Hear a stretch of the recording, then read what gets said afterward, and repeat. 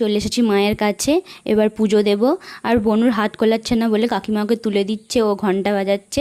আর কাকিমাও চেষ্টা করছে বনুকে তুলতে, ও কি আর পারবে, ও তো এইটুকু, ওর কি আর সেই রকম বয়স হয়েছে, তাই ও পাচ্ছে না।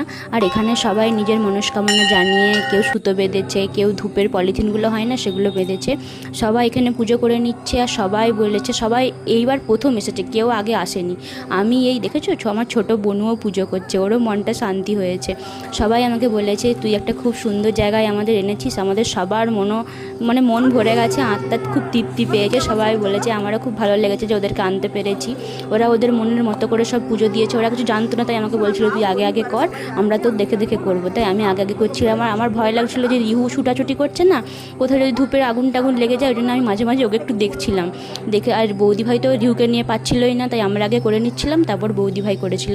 আজকের মতো এইটুকুই, টাটা বাই বাই। সবাই খুব ভালো থেকো, সবাইকে ভালো রেখো।